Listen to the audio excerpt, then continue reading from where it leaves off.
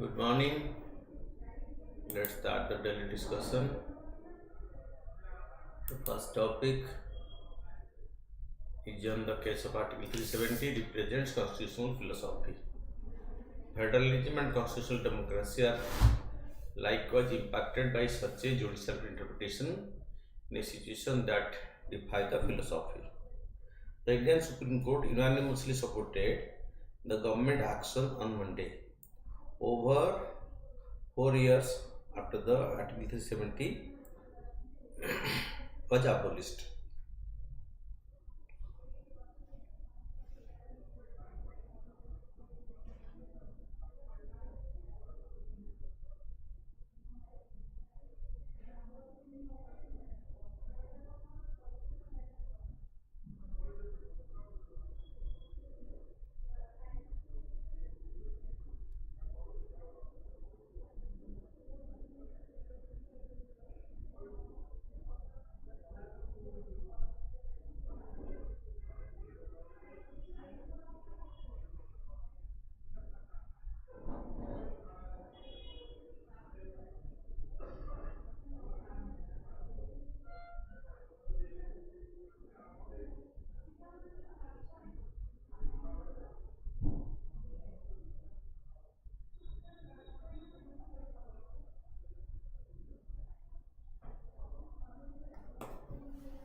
Okay.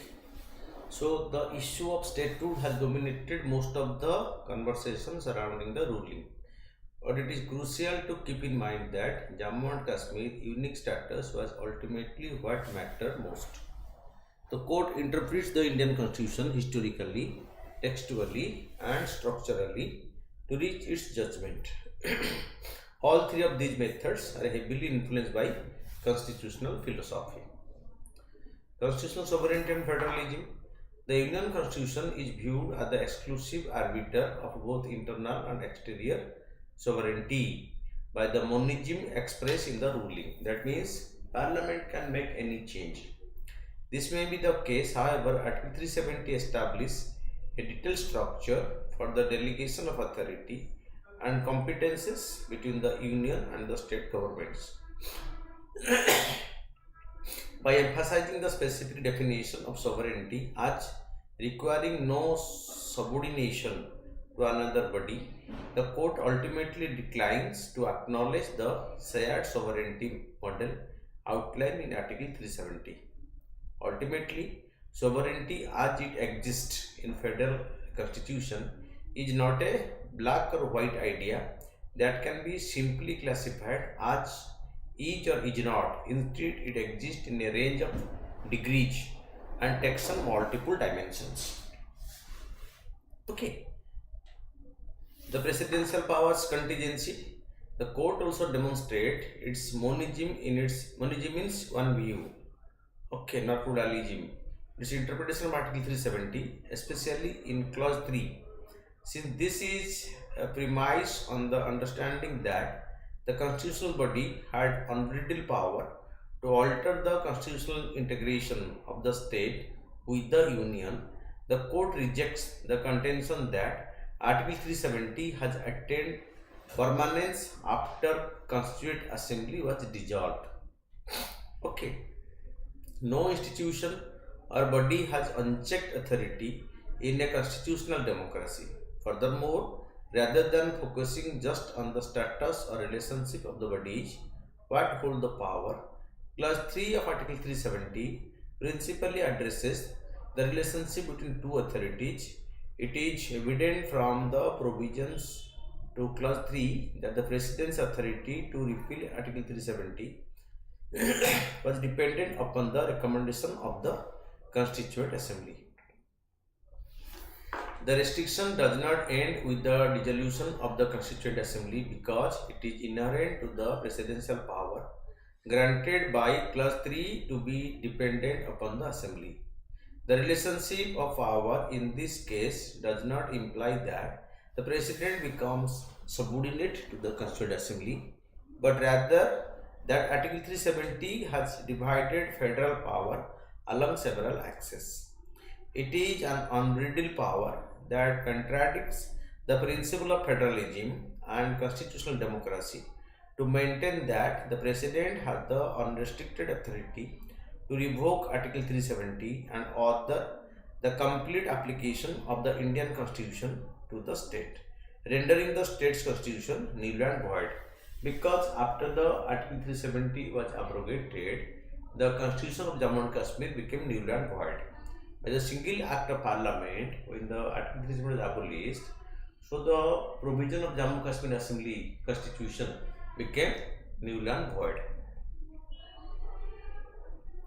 State's perspective on its future, because parliament is in a better position to speak for the state than any individual state when it comes to recognition. The judgment's monism imagines popular sovereignty as a monolith. Views are to be taken from the entire nation via the parliament. As the issue leading to the reorganization affect the nation as a whole, according to Justice Sanjay Kaul. The Constitution has numerous instances when a body is granted the authority to make recommendations, because agency is at the core of this issue. Just because a power may not be legally binding does not mean that it cannot be exercised or seized by another entity. Okay, so this is the conclusion. The obvious conclusion is that the people's popular sovereignty inside a state with respect to the state yields to the people's popular sovereignty of the entire country with respect to the union and the states. This is especially concerning in the case of Jammu Kashmir, where there has historically been a significantly higher threshold for state reorganization than in other states. Fine. The next topic is the financial situation impacted by the COVID-19 and the recovery. Both the federal governments and the states' financial position were negatively impacted by the COVID-19 pandemic. The state's total budget deficit increased by 4.1% of GDP in 2021, and they also saw an increase in their debt to GDP ratio as pressure to spend increased and the incomes were strained. So pressure to spend increase on different healthcare programs and recovery programs, and taxation collection was affected severely. Since then, though, the fiscal situation has significantly improved according to RBI research on state budgets. In addition, states have worked with the center's assistance to keep up a strong pace of capital spending in order to provide the economic's investment activity the much needed boost.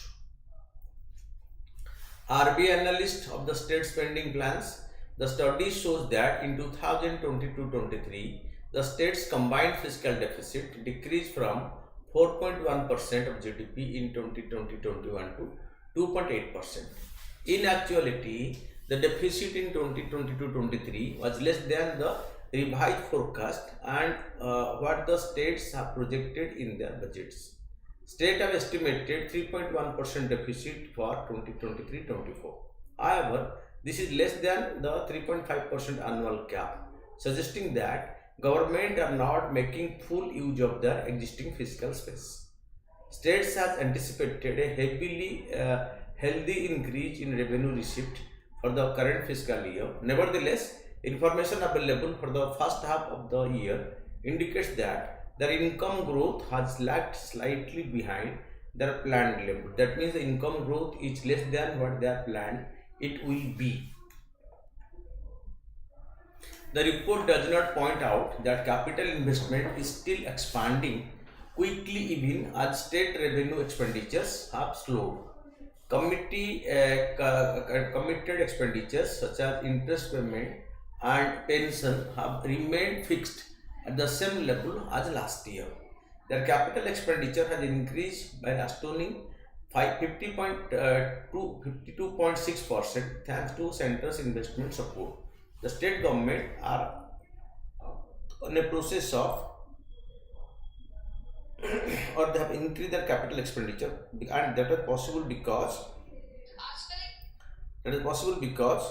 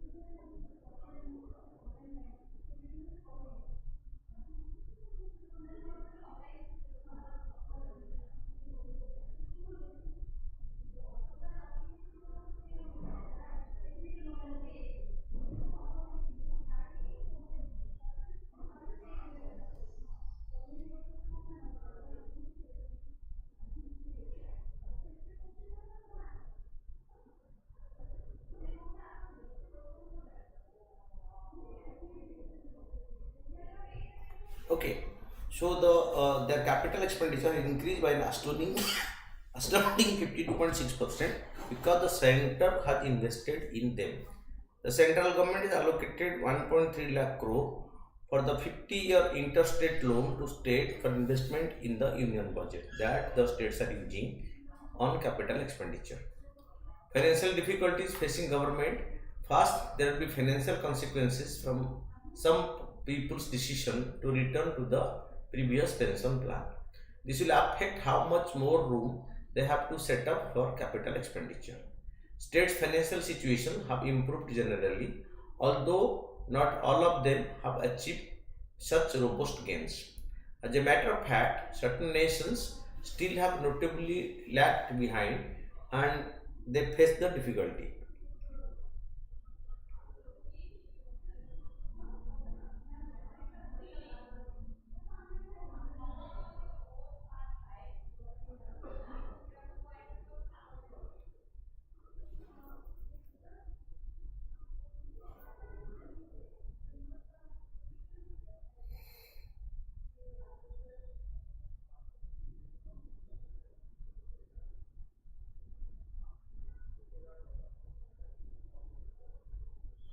Okay. So, as a matter of fact, certain nations will have notably larger debt and deficit levels. How can states strengthen their financial position? So, increasing revenue, tax reforms to increase efficiency and compliance, implement broader tax bases, and simplify tax structure. So, tax reform have three principles. First is simplifying the tax slabs. Okay, simplify the tax processes, then rationalize the tax structure, and widen the tax base. So that means, so widening the tax base will add more taxpayer to the tax net, which will result in more tax collection. Examine and rationalizing of the subsidy. Examine and modify current program to make sure they are efficient, well targeted, with as little waste and leakage as possible. User fee. Wherever possible, apply user fee for public services while making sure that the cost is shared fairly. Better tax administration. To increase tax collection and reduce evasion, invest in human and technological resources. Public-private partnership. Examine public-private partnership as a means of securing funding and recruiting private investment for projects such as infrastructure development like the roadways, public utility services. If the private sector are interested to invest, allow them to invest, because from that they will be collecting a user charges and it will be financially viable and not a burden on the state. Okay, examine public-private partnership as a means of securing funding and recruiting private investment for projects such as infrastructure development. Disinvestment. To create income, think about carefully selling off non-core assets. So, which are non-core assets? So, they need to be disinvested. The government share should be reduced in them. So, that is called disinvestment.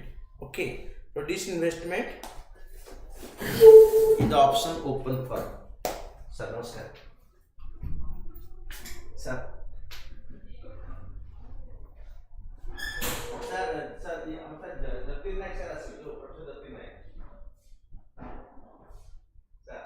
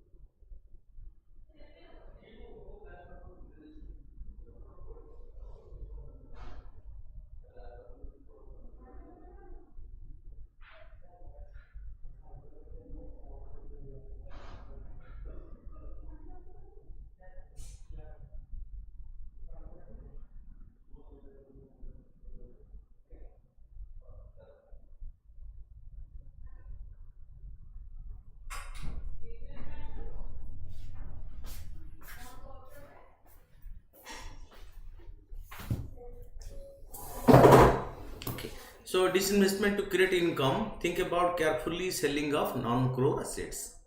Management of expenditure.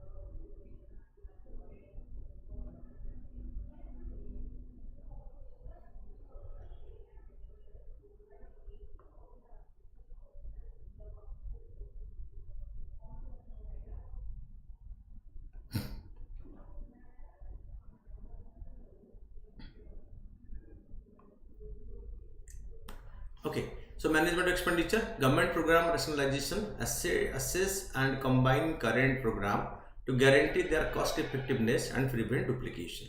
Zero-based budgeting, put this strategy into practice by evaluating all expenses once a year and providing justification for them in light of present demands. E-governance, reduce administrative cost by using technology to increase government spendings, efficiency and transparency. Evaluation of public sector business, evaluate the effectiveness of public sector business and if necessary take into account restructuring or privatization. Payroll reforms, rationalize government pensions and salaries while taking sustainability into account.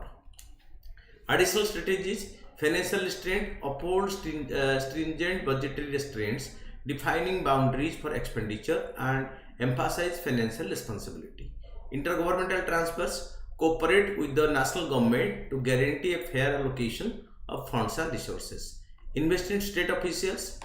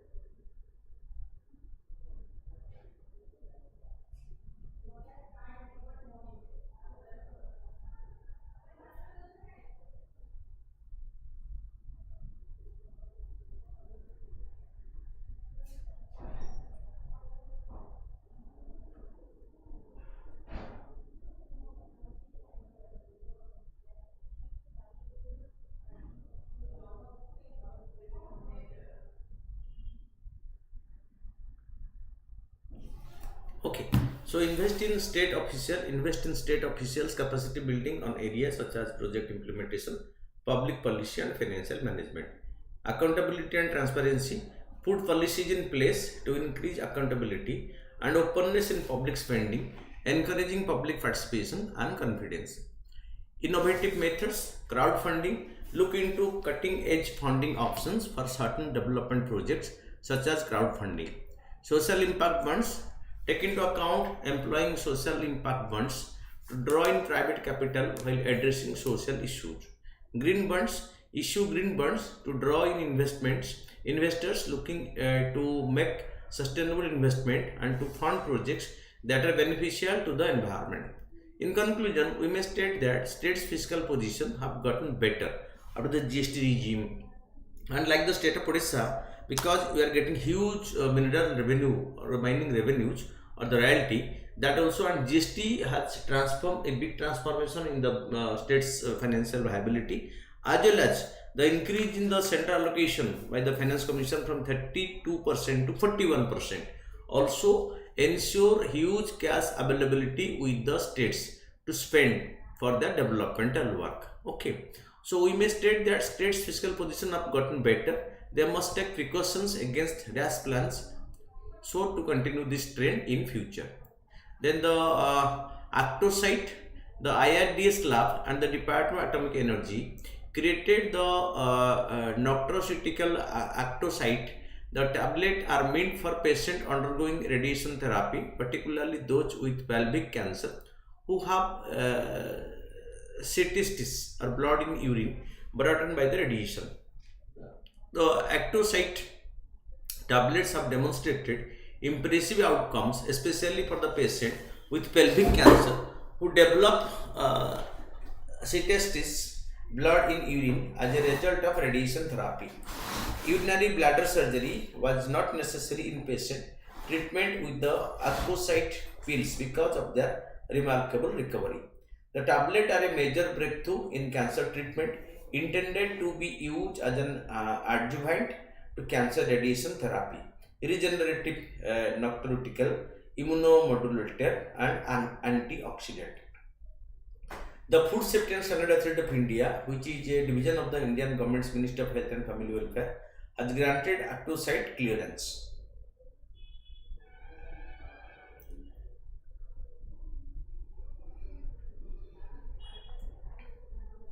With this regulatory certification, the Actosite tablets are emphasized as safe and compliant, giving patients and healthcare providers confidence about their effectiveness and quality. Amazing recoveries in patients with the pelvic cancer. Patients with pelvic cancer who are receiving radiation therapy have shown remarkable recoveries and no longer require surgery when using the Actosite tablets. Adaptable use. The tablets are not merely a dietary supplement. Actosite versatility in cancer care is demonstrated by its positioning as an adjunct to cancer radiation, a regenerative nutraceutical and immunomodulator, and an antioxidant. Regulatory approval. So, the FASCI's approval highlights the company's dedication to safety and quality standards, giving patient and medical professionals trust in dependability of the Actosite tablets. Market availability. Actosite tablets are expected to be released in January 2024 and are positioned to revolutionize cancer treatment around the world in general, but especially in India, this will be definitely a big help to the patients. This innovation has been made possible in large part by industry and Department of Atomic Energy institutions working together. This discovery presents a turning point in the integration of cutting-edge scientific research with useful cancer treatment strategies. Then the Pongaloka Wildlife Sanctuary. In Sikkim's Pongaloka Wildlife Sanctuary, a Royal Bengal tiger was sighted. Sikkim, Bengal, Bhutan came together in the Pongaloka Wildlife Sanctuary. It is Sikkim's largest wildlife refuge. This wildlife sanctuary is connected to the forest of Bhutan's Samste district and Neura Valley National Park in West Bengal. Many different animals can be found in the sanctuary, such as the Himalayan black bear, the Himalayan musk deer, red pandas, snow leopards, and gorals. The Pangolakha range divides Sikkim from the Bhutan, its eastern neighbors, to the east, while the Neura Valley National Park in the West Bengal is connected to the east by means of forest patches. Nearby are a few high altitude lakes nearby, such as the Lake Sangmo, which serves as a hotspot for migratory birds biodiversity. The main rivers that emerge from the surrounding lake in this sanctuary are the Rangpo and the Jaldhaka rivers. This wildlife sanctuary is home to a wide range of species because it is situated where the Plathetic and the Indo-Malayan lands meet. Many different animals can be found in the sanctuary, such as Himalayan black bear, Himalayan musk deer, red pandas, snow leopards, and the gorals. Then the anarcho-capitalism, a new term. So it is a combination of anarchy and capitalism. Since self-described anarcho-capitalist Javier Milei won Argentina's presidential election, the phrase anarcho-capitalist has gained prominence globally.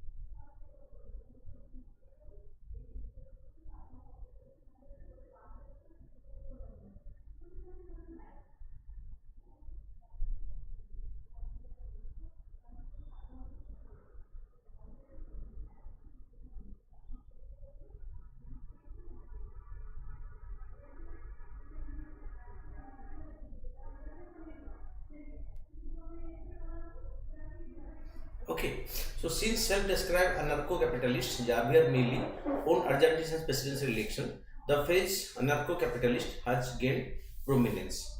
A political and economic philosophy called anarcho-capitalism or ANCAP calls for the total dismantling of the state and the creation of a society centered on private property rights, free market and voluntary exchange. It is anarchist and classical liberal in spirit, supporting individual liberty and little government involvement in social and economic matters. These are a few essential components of anarcho-capitalism. Abolition of the state. Anarcho-capitalists think that government are superfluous and naturally repressive. They contend that private organizations are better equipped to deliver all essential services such as infrastructure, defense and law enforcement in a more effective and efficient manner than the government agency. That means they believe that the private entities are more capable in doing these things than the government agencies. The anarcho-capitalist place a strong emphasis on people's unalienable right to possess and manage their own property. Intellectual property, personal rights, and tangible property are all included in this. There are few essential components of anarcho-capitalism. Free markets. Anarcho-capitalists think that the best method to distribute resources and generate prosperity is through free market. They are against any form of economic interference by the government, including taxes, rules, and subsidies. Voluntary exchange. According to anarcho-capitalist, all interactions between people need to be consent-based and voluntary. They feel that people should have the freedom to choose how they engage with each other and are against violence and coercion. The non-aggression principle. The non-aggression principle is frequently cited by anarcho-capitalists as the fundamental moral and ethical precepts. According to this theory, it is wrong to initiate force or violence against others except in self-defense. Okay, so this enact partnership, recently 6 new countries and United Nations agency joined the enact partnership. Germany, Egypt, and the International Union for Conservation of Nature, the United Nations agency, jointly developed enhancing nature-based solution for an accelerated climate transformation. It was introduced during the 2022 Conference of Parties, which was held in Sharm el-Sheikh in Egypt. Other members include the United States, Belgium, Pakistan, Spain, Netherlands, European Union, France, Japan, Malawi, Norway, Republic of Korea, and Slovenia. What is this? Though the use of nature-based solutions, this large-scale worldwide endeavor aims to coordinate efforts to address climate change, degradation of land and ecosystem, and loss of biodiversity, enhance at least 1 billion vulnerable people's protection from and resilience to the effects of climate change, safeguard up to 2.4 billion hectares of thriving, sustainable ecosystem while dramatically stepping up global mitigation initiatives by preserving and rehabilitating ecosystem rich in carbon. The Secretariat of the International Union of Conservation of Nature. So it is located. It will be located inside the Secretariat of the IUCN. Then the 5G RAN technology. The 5G RAN is the latest architecture in wireless communication and uses 5G radio frequency to provide wireless connectivity to devices. A radio access network is a major component of a wireless telecommunication system that connects individual devices to other parts of a network through a radio link. The RAN links user equipment such as the cell phone, computer, or any remotely controlled machine over a fiber or wireless backhaul connection. It relies on a fully coordinated multi-layer network with low band, mid band, and high band to provide wireless connectivity to devices and deliver the best network performance.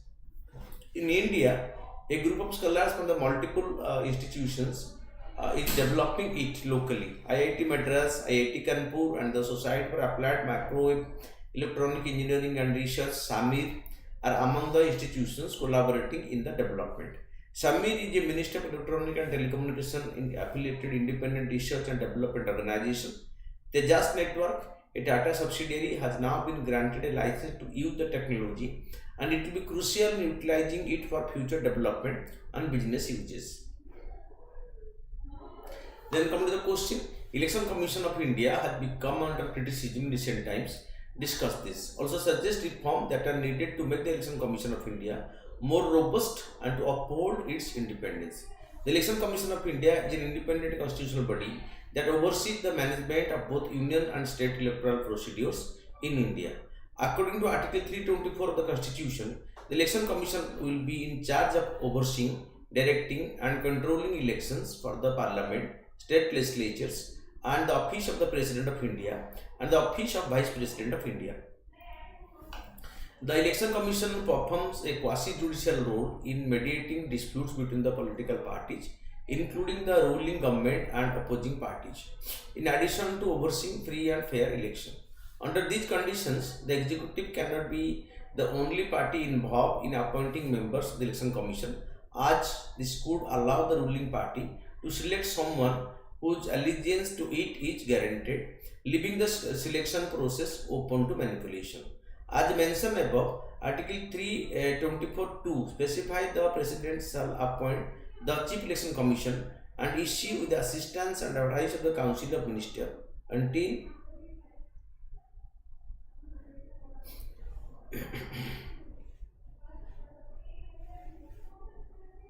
okay. Under the condition, the executive cannot be the only party involved in appointing members of the Election Commission, as this could allow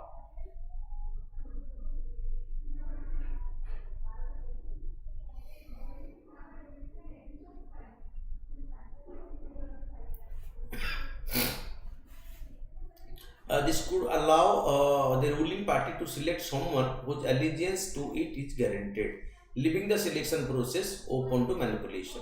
As mentioned above, Article 324(2) specifies that the President shall appoint Chief Election Commission and election commissions with the assistance and advice of the Council of Ministers until a legislation specifying the qualification for selection, term of service and tenure is enacted by the Parliament. So before that is done, it can consult the Council of Ministers before appointing. Criticism against the Election Commission, however, no legislation has been passed for this reason as of yet. Although from 1990, Election Commission has been created by the Act of the Parliament. The Election Commission is a branch of the executive because it was founded on principles that are violated by the executive's whims and fancies when it comes to selecting commission members. So an impartial collegium should be established to fill any vacancy in the Election Commission according to recommendations made by the multiple expert committee and commission since 1975. The Chief Election Commissioners enjoy constitutional protection against removal through impeachment, a right not shared by the Election Commissioners. So although the Chief Election Commissioner removal is through impeachment, but the other election commissioners are not enjoy getting this status of to be removed by impeachment, and impartial collegium should be established. Fine. So when it comes to the ruling party candidates, violation of the model code of conduct like using the Indian Army at political rally, ECI faced harsh criticism during the 2019 Lok Sabha election for its tardiness in taking action because they are selected by the party in power at the center. In West Bengal election commission came under fire for 8-phase elections that also contributed to blowout of the pandemic. Article 324 gives the election commission total authority, but it is nevertheless bound by legislation passed by the parliament and cannot act outside them. Even in the most serious of cases, it lacked the jurisdiction to deregister political parties, even though it is designated as such by Section 29A of the Representation of People Act 1951. The power of money must be restrained. The opposition compared Election Commission's apathetic response to electoral infractions in recent state election to that of the cage bird. So it is called the cage parrot or cage bird. It has been called.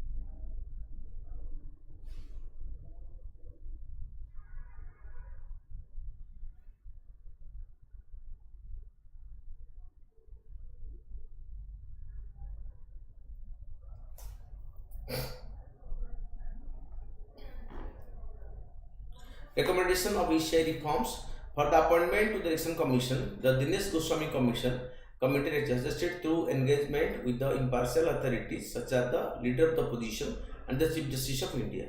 The Prime Minister, the Leader of the Opposition in Lok Sabha and the Chief Justice of India form a group that advise the President to choose members to the Election Commission. This recommendation came from the Justice Tarkunde group. The Prime Minister, the Speaker of Lok Sabha and the Leader of Opposition in the Lok Sabha and the Law Minister and the Deputy Chairman of the Rajya Sabha should form a collegium and submit recommendation to the President for the appointment of the Chief Election Commissioner and Election Commissioners. This was suggested by the Second Administrative Reforms Commission report. The Law Commission's 255th report on electoral reform suggested that the Election Commission of India office be strengthened and that the Chief Election Commission and Election Commissioners be appointed through a collaborative manner. So not only government domination, but government and the opposition should have equal role to play. The Chief Election Commission and the ECs will follow a similar election and removal process. Okay. Charges of the ECI expenses must be made to the Consolidated Fund of India. A collegium should appoint a chief election commissioner, but the election commission must also be subject to this requirement. A broad bias should comprise the collegium. Okay, broad basis. The election commission needs to be equally shielded from arbitrary process, that arbitrary removal by constitutional amendment that could guarantee a removal process that presently only applies to chief election commissioner but not to the other election commissioners. This protection has been reinforced by a wide selection process conducted by nation's foremost constitutional luminaries. Enough protections must be in place to guarantee that morality, upright and competent individuals hold the relevant post. Because Election Commission of India came to light when the TN Session became the chief election commissioner. Prior to him, there are election commissioners, and even after him, there are also so many election commissioners. But the credibility or the authority what TN Session as election commission exhibited has not been exhibited by anyone else. So they have become mere pawns in the hands of the ruling party. Okay, that is what the election commission must be strengthened to make Indian democracy stronger. Then come to the MCQ. The following statement about the ENAC partnership. It is launched at the conference party by India and Egypt. Wrong. International Union for Conservation Nature holds its sacred right.